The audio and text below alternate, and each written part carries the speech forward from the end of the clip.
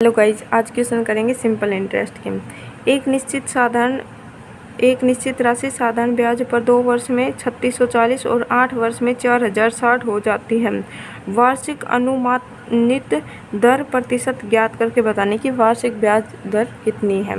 देखो, हमारे पास में बोल रखा है कि हमने एक साधारण ब्याज पर 2 वर्ष के लिए हमारे पास में जो राशि थी प्रिंसिपल, उससे बढ़कर ये 3640 हो गई और 8 वर्ष तक अगर इसे ब्याज पे रखा है तो वही धनराशि जो हमारे पास में प्रिंसिपल थी वो 4060 हो गई है।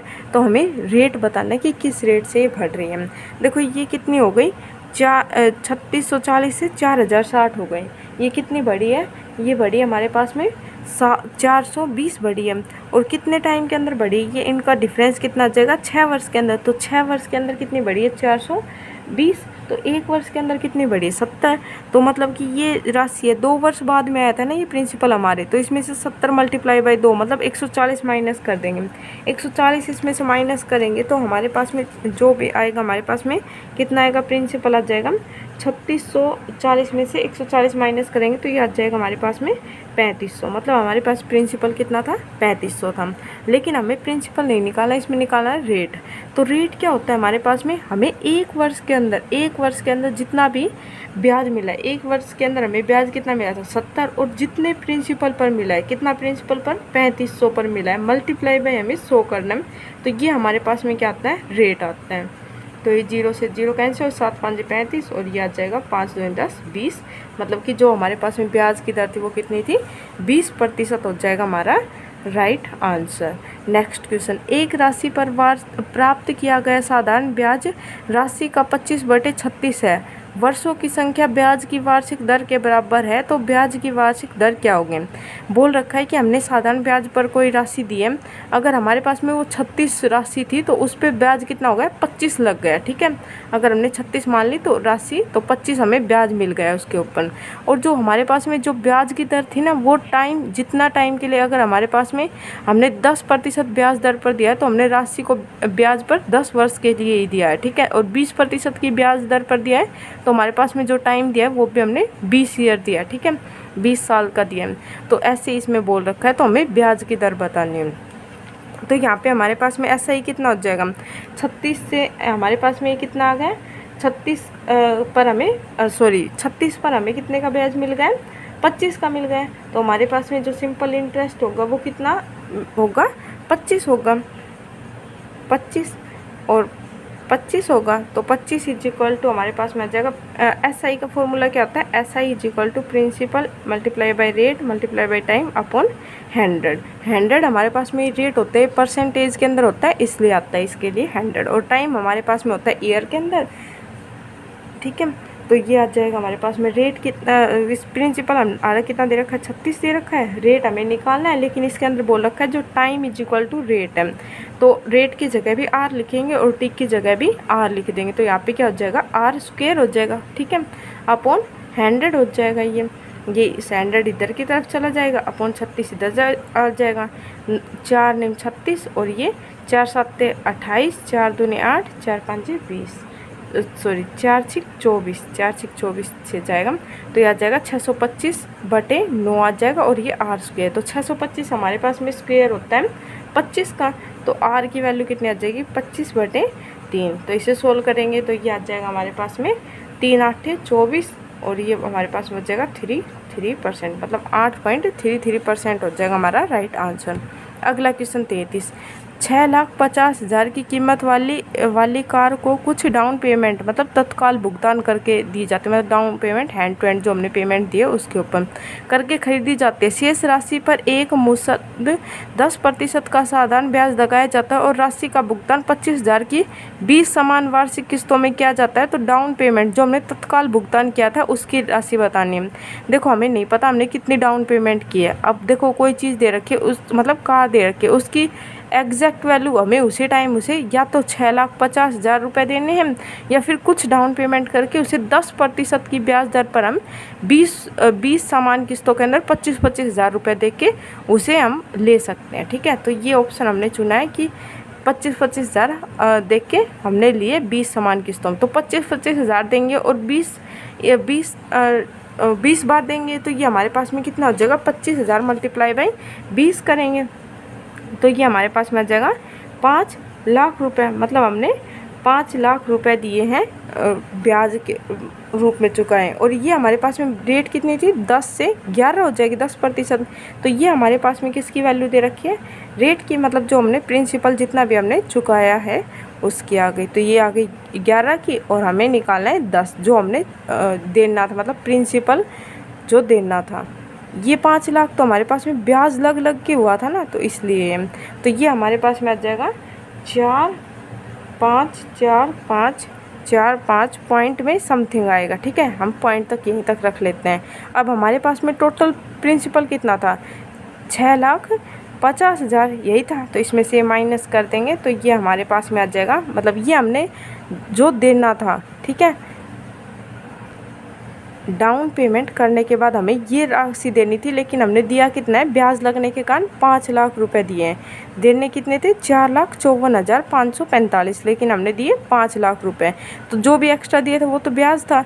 तो जितना भी हमारे पास में जो हमें देना था उसमें से जो हमने दे दिया, अगर जो हमने बाद में दिया है वो माइनस कर देंगे तो हमारे पास में क्या निकल के आएगा, जो हमने एट द पॉइंट दिया था वो निकल के आएगा। तो ये आएगा हमारे पास में 1,95,455 के समथिंग आ जाएगा, 455 पॉइंट समथिंग आएगा। तो ये एग्जैक्ट मतलब अप्रोक्स में हमारे पास में 1,95,455, मतलब हमने उसी टाइम पर इतने रुपए उसे दिए थे। नेक्स्ट क्वेश्चन, एक धनराशि 6% वार्षिक साधारण ब्याज पर 3 वर्ष में 767 और 4 वर्ष में 806 हो जाती है, तो हमें धनराशि बतानी है। तो ये हमारे पास में रेट दे रखा है 6%, 3 वर्ष के अंदर हमारे पास में जो भी प्रिंसिपल था उसके अंदर ब्याज लग के वो कितनी हो गई, 767 हो गई, और 4 वर्ष के अंदर कितनी हो गई, 806 हो गई। तो हमें प्रिंसिपल की वैल्यू बतानी है। अब देखो 3 वर्ष है दे रखा है और 4 वर्ष, मतलब इनके बीच का डिफरेंस कितना हो गया, 1 साल। 1 साल के अंदर ये कितनी बढ़ी है, 767 से 806 हो गए। तो ये हमारे पास में बढ़ गई 33, 33 प्लस 6 39, 39 बढ़ी है कितने टाइम के अंदर, 1। तो 39 1 साल के अंदर बढ़ी है, तो 3 साल के अंदर हमारे पास में कितनी बढ़ी होगी, 39 मल्टीप्लाई बाई 3 कर देंगे। 39 मल्टीप्लाई बाई 3, 4 या 12, 12 माइनस 3, 120 माइनस 3 कर देंगे तो ये हमारे पास में आ जाएगा 117 आ जाएगा। मतलब 117 रुपये हमारे पास में ये अमाउंट हो गई 3 साल बाद। तो यहाँ पे हमारे पास में अमाउंट की अगर हमें प्रिंसिपल निकालना है तो अमाउंट में से हम माइनस कर देंगे जो हमें ब्याज मिला है। अमाउंट इज इक्वल टू यही तो होता है प्रिंसिपल प्लस में SI। ठीक है, और अगर मुझे यहाँ से प्रिंसिपल निकालना है तो अमाउंट में से SI माइनस कर देंगे। तो यहाँ पे हमारे पास में अमाउंट कितनी दे रखी है, अमाउंट दे रखी है हमारे पास में 767। तो इसमें से अगर हमारे पास में जो हमें ये ब्याज मिला है ये माइनस कर देंगे तो हमारे पास में क्या निकल के आएगा, प्रिंसिपल, जो कि हो जाएगा हमारे पास में 650 हो जाएगा राइट आंसर। नेक्स्ट क्वेश्चन 35, एक व्यक्ति ने B को 3 वर्ष के लिए 23,000 रुपये तथा C को 4 वर्ष के लिए 19,000 रुपये की समान दर से साधारण ब्याज पर उधार दिया। दोनों ने कुल 3625 ब्याज के रूप में प्राप्त किया, तो ब्याज की वार्षिक दर कितनी होगी ये बतानी। मतलब कि एक व्यक्ति ने B को तो दिया 3 वर्ष के लिए 23,000 रुपये और C को दिए हैं 4 वर्ष के लिए 19,000 रुपये, लेकिन जो भी रेट हमने B को दिया है उसी रेट पर हमने C को भी उसी रेट पर ही धनराशि दिया है, और टोटल इन दोनों ने मिलाकर जितनी ब्याज दिया है वो दे रखा है 3625। तो हमें रेट बताना है कि किस रेट पर हमें उन दोनों को उधार दिया था। तो principal is equal to SI is equal to principal multiply by rate multiply by time upon 100। यही फॉर्मूला लग जाएगा हमारे पास में, या डायरेक्ट भी कर सकते हैं, लेकिन इजी कैलकुलेशन दे रखे हैं तो हम इससे ही कर लेंगे। तो हमें प्रिंसिपल SI कितना मिला, 3625 मिला है। यहाँ पर हमारे पास में ये कितना हो जाएगा, प्रिंसिपल PRT अपॉन 100। तो 100 से हमारे पास में 23,000 है तो ये 2 0 कट जाएगा, तो यह जाएगा 230 मल्टीप्लाई बाई 3 वर्ष के लिए दिया है और रेट हमने मान लिया R था। ठीक है, प्लस में करेंगे वो दूसरी वाली, इसमें 19,000 दे रखा है तो 100 से ही कट जाएगा, 119 बच जाएगा, मल्टीप्लाई बाई 4 ईयर के लिए दिया है, रेट हमने R% मार लिया। तो इसे सोल्व करेंगे तो ये हमारे पास में जाएगा 23 दिया 69 0 R प्लस में 19 चौक 76 7 8। तो ये हमारे पास में आ जाएगा 3625 बटे ये 1450 आ जाएगा, इज इक्वल टू हमारे पास आएगा आर। तो इसे सोल्व करेंगे तो ये हमारे पास में आएगा 2.5% आएगा कि हमने 2.5% पर ब्याज दर पर उन दोनों को धनराशि दी है। क्वेश्चन 36, एक व्यक्ति किसी निश्चित राशि को 7% की वार्षिक दर से साधारण ब्याज पर उधार देता है और 11 वर्षों में प्राप्त किया गया ब्याज उधार दी गई राशि से 920 रुपये कम है, तो उधार दी गई राशि बतानी है। मतलब जो भी हमने ब्याज चुकाया है, जितने अगर हम 920 रुपये और उसके अंदर ऐड कर दे तो वो हमारे पास में कितना बन जाता, प्रिंसिपल ही बन जाता। तो इसी बेस के ऊपर ही क्वेश्चन बता रखा है। तो हमारे पास में ऐसा is equal to PRT upon 100 होता है। तो हमारे पास प्रिंसिपल को हमने मान लिया P है, हमारे पास में प्रिंसिपल को P है, तो हमारे पास में यहाँ पे प्रिंसिपल से कितना कम है, 920 रुपये कम है। तो ये हमारे पास में क्या आएगा, ऐसा ही आ जाएगा। ठीक है, और P की वैल्यू कितनी हमने मान ली P, और 7% की दर से 11 वर्ष के लिए, तो ये आ जाएगा 77 मल्टीप्लाई बाई 100। तो ये आ जाएगा 100P और ये आ जाएगा 77P। तो ये आ जाएगा 23P इज इक्वल टू, ये 100 यहाँ पे जाके इससे मल्टीप्लाई होगा, तो ये आ जाएगा हमारे पास में 92,000 P। तो ये P की वैल्यू हमारे पास में कितनी आ जाएगी, 23 चौक 92, 4000 हो जाएगा हमारा राइट आंसर। कि हमने प्रिंसिपल कितना दिया था, उससे 4000 रुपये दिया था। क्वेश्चन 37, एक राशि पर ब्याज बैंक में जमा की जाती है जो साधारण ब्याज देता है। राशि 3 वर्ष में 1.25 गुना हो जाती है। यदि 7 वर्ष के बाद में हमें 7,60,000 रुपये की आवश्यकता हो तो उस आवश्यकता को पूरा करने के लिए किसी को कितनी धनराशि जमा करनी चाहिए। मतलब कि बोल रखा है कि जो धनराशि है वो हर साल अपनी 3 वर्ष में अपनी 1.25 गुना हो जाती है। ठीक है, और हमें 7 वर्ष बाद ज़रूरत है कितनी, 7,60,000 रुपये की। तो आज हमें बैंक के अंदर कितने रुपए जमा करने होंगे, ये क्वेश्चन बोल रखा है हमारे पास में।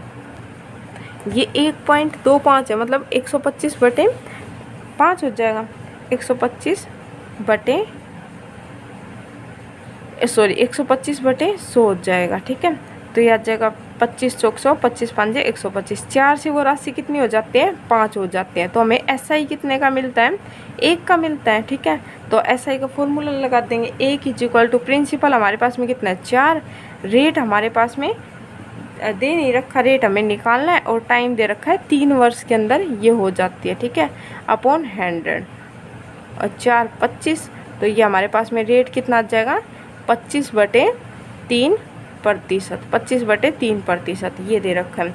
ठीक है, अब हमें बताना है कि हमें आज कितने रुपए जमा कराने होंगे ताकि ये हमारे पास में कुछ टाइम बाद चल के 7,60,000 रुपये हो जाए। तो हमारे पास में यहीं पे देखा था amount is equal to principal plus में SI। तो हमारे पास ये अमाउंट दे रखी है। ठीक है, अमाउंट में से अगर हमें SI निकालना है तो इसमें से प्रिंसिपल को माइनस कर देंगे। तो प्रिंसिपल हमने मान लिया कि P था। ठीक है, तो 7,60,000 को माइनस कर देंगे हम P में से, is equal to principal multiply by rate हमने कितना निकाला, 25/3%, और टाइम हमारे पास में कितना दे रखा है, 7 वर्ष बाद हमें ये चाहिएगा अपॉन 100, 25 चौक 100, तो ये हमारे पास में आ जाएगा 4 × 12 और ये 7 आ जाएगा। तो इसे सोल्व करेंगे तो ये आ जाएगा हमारे पास में 7, P इज इक्वल टू आ जाएगा, P इज इक्वल टू आ जाएगा ये 48,000 हो जाएगा हमारा राइट आंसर। 4,80,000 हो जाएगा हमारा राइट आंसर। कि आज हमें 4,80,000 रुपये जमा कराने हैं बैंक के अंदर ताकि वो 7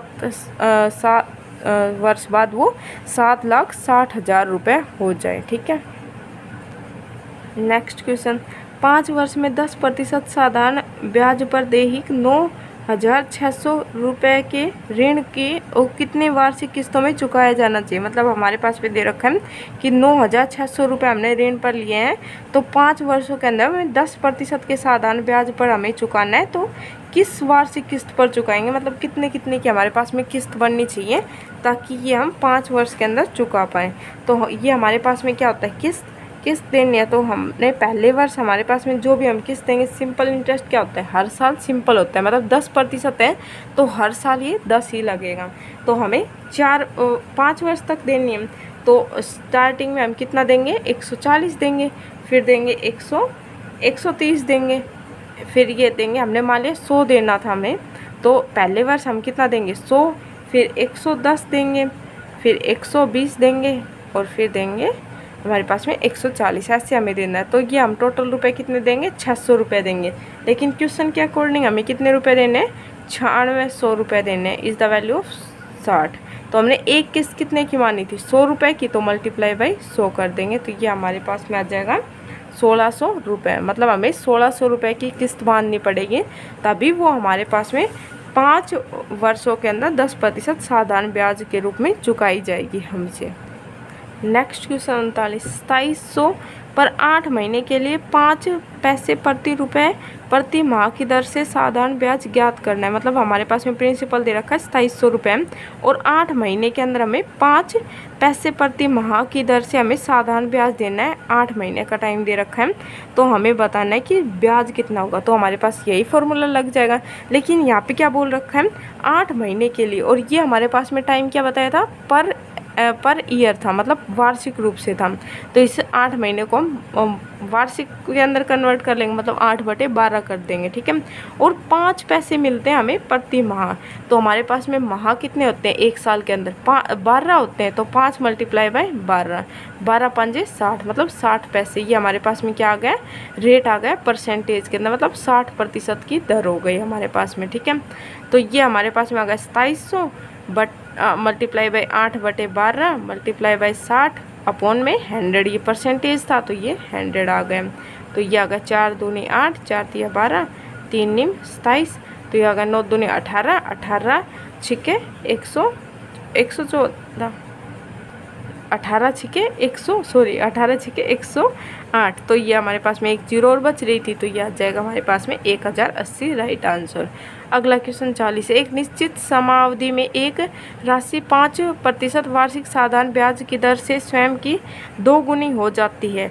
यदि उतनी ही राशि उतनी ही अवधि में स्वयं की 5 गुनी हो जाती है तो हमें ब्याज दर बताना है। बोल रखा है कि एक राशि है, हमें एक निश्चित समावधि लेनी है, मतलब टाइम हमारे पास में क्या दे रखा है कांस्टेंट दे रखा है, और राशि 5% वार्षिक ब्याज दर पर हमें बतानी है, जो कि दर से वो 2 गुनी हो जाती है, साधारण ब्याज दर पर वो 2 गुनी हो जाती है। यदि उतनी ही राशि, मतलब प्रिंसिपल में हमारे पास में क्या है कांस्टेंट है, उतनी ही अवधि के लिए टाइम हमारे पास में पहले से कांस्टेंट है, यहाँ पे भी कांस्टेंट 5 गुनी हो जाती है, तो हमें साधारण ब्याज बताना है। तो देखो इसके अंदर हम क्या करते हैं, जो भी हमारे पास में देखो फॉर्मूला क्या होता है SI = PRT अपॉन 100, तो 100 से 100 तो कट जाएगा। तो हमारे पास में यहाँ पे प्रिंसिपल भी क्या है कांस्टेंट है, और टाइम भी क्या दे रखा है कांस्टेंट। तो जो भी हमारे पास में वैल्यू आएगी वो SI और रेट पर डिपेंड होगी। तो SI हमारे पास में पहले क्या होता है दुगना होता है, दुगना मतलब कि 1 से कितना हो जाता है 2 हो जाता है, तो हमें रेट वो SI कितना मिलेगा 1 मिलेगा, ठीक है। और हमारे पास में रेट कितना दे रखा था इसके अंदर 5% की दर से, ठीक है। और दूसरी बार वो हमारे पास में कितनी होती है, वो होती है हमारे पास में 5 गुना होती है, मतलब 1 से 5 होती है, तो हमारे पास में SI कितना मिलेगा 4, तो ये आ गया 4, और रेट यहाँ पे हमें निकालना है। तो हमारे पास में इसे सोल्व करेंगे तो ये आ जाएगा 20, और उधर की तरफ जाएगा तो R = आ जाएगा 20% हो जाएगा हमारा right answer. Okay, thank you.